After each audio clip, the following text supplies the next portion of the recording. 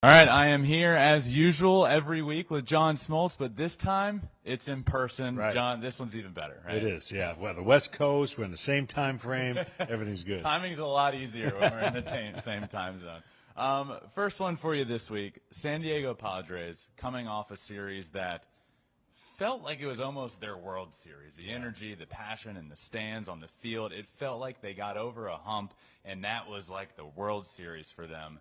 How do you move past that? That was the NLDS. You still have 2 more series to win. Is it difficult with a series of that magnitude against the little brother, if you will? I don't like that analogy, but against the little brother to move past that. You know, it might be if they went on the road, but starting at home and the energy they're going to have, I don't think that's going to be the case. These teams are really 2 mirror images of themselves, so it's really going to be coming down to the finite things, the execution between, runs may be a premium, but the starting pitching that they have. So I think it's a tremendous high, no doubt. If they were to go on the road, maybe get lost a little bit, but they know now they've got a legitimate chance to go to the World Series and do something special for this city. I mean, it's never happened. Yeah. And so when something's never happened, I think you're going to be more on the edge. You mentioned the atmosphere that'll be here. I mean, you were in Philly. Yeah. How wild was that? It looked on TV like it was special. Yeah, I don't say certain cities get complacent when they win a lot, but when you haven't won, they are on fire. And, Philadelphia's been waiting for a long time. San Diego, last time they're in the playoffs, unfortunately COVID, nobody in the stands. They beat their arch rivals. They're in a place now where, again, they've never won a World Series. I don't know that you'll find 2 more raucous crowds than maybe when you go back to the old Yankee Stadium and the Vet when Philadelphia, because really it bounces back between New York and Philly. Has got the crudest and toughest fans to play in front of.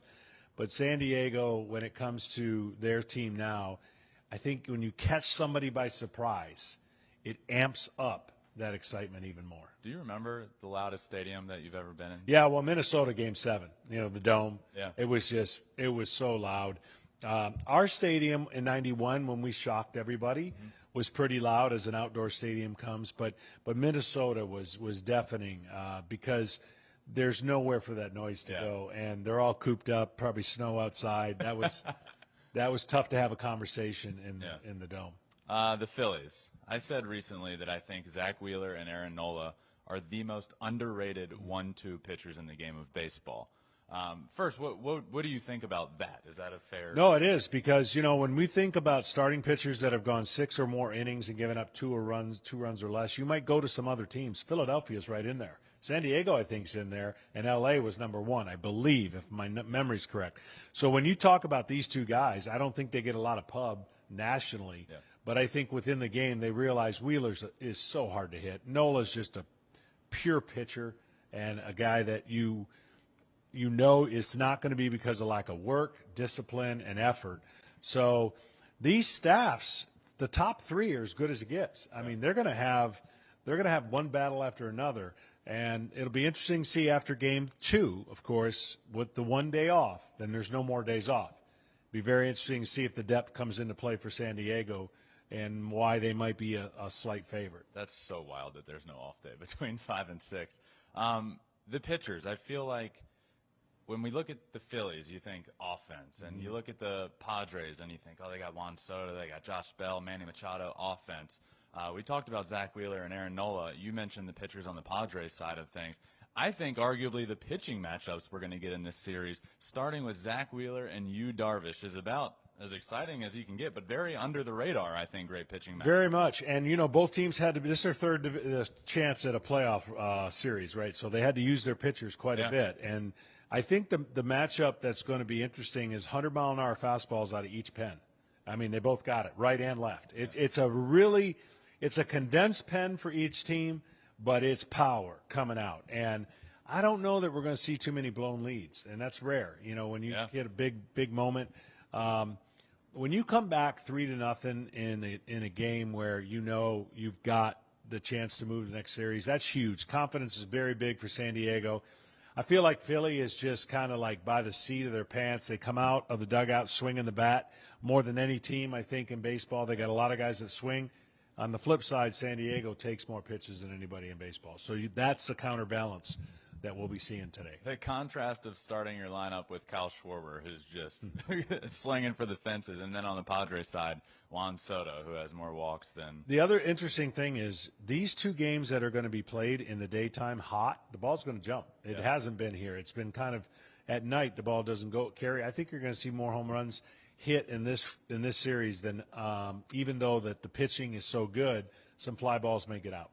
I always love the last question I had for you, bringing back a story from you. But 1996, Game 1 of the NLCS, you're on the mound, throw a gem against the Cardinals.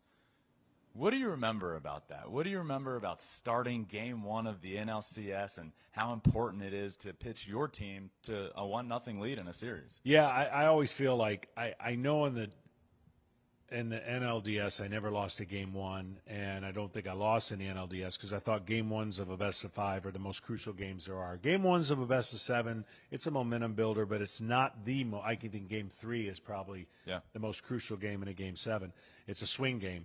But what I remember most about that game is I was coming off of 24 wins, and everyone expected me to motor through the postseason like I did in the regular season. I remember there was a lot of pressure to pitch well because I had a great, regular season, and so that postseason was one of my most enjoyable postseasons because literally it was a continuation of the regular season. You don't always see that, and ironically, I only gave up 2 runs in 5 games, and I got a loss 1-0.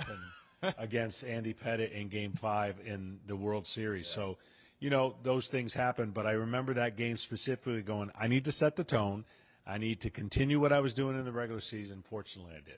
So the nerves tonight, you'll have Game 1, Yu Darvish, Zach Wheeler, and then their guys going the next couple of games, Blake Snell, and then followed by Joe Musgrove, Aaron Nola, followed by Ranger Suarez.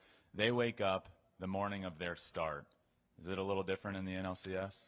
Yes, I mean there's the reality of what if you do your part, you're going to the World Series, and I think the previous pitcher makes it easier or harder, not indirectly, not on but it is the fallout. Like if you're up 1-0 and you're pitching, it's a much better place to be than down 1 trying to get that split going home.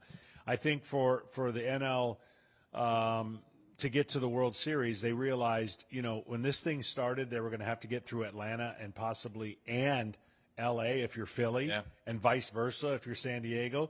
Well, they meet each other. They both knocked off the Giants in really what was an improbable scenario given the new postseason. I don't think anybody expected this. Maybe they did. Maybe San Diego and Philly did, and now they get a chance to do something pretty special because neither team's won in a long time. San Diego's never won. I was talking to some of the players down on the field yesterday, and the consensus is pretty much we didn't expect this either. I don't think many people expected a Phillies and Padres. Yeah, it was a tough on paper format. It really was. Yeah. Now, at least the Padres, when you think about the fact that they knocked off the New York Mets, the Dodgers weren't going to be as big of a deal other than the rivalry is a big deal, and they've been smothered in their rivalry. But when you knock off DeGrom and you knock off Scherzer, I think going to face the Dodgers gave them all the confidence they need to move forward. John, this is always a lot of fun every week, but even better doing it in person, and I think now we're good to go. We'll keep doing this every week. That's right. Game 6 will be here, so we can do it again here. Yeah, this is fun, man. Thank you. Right,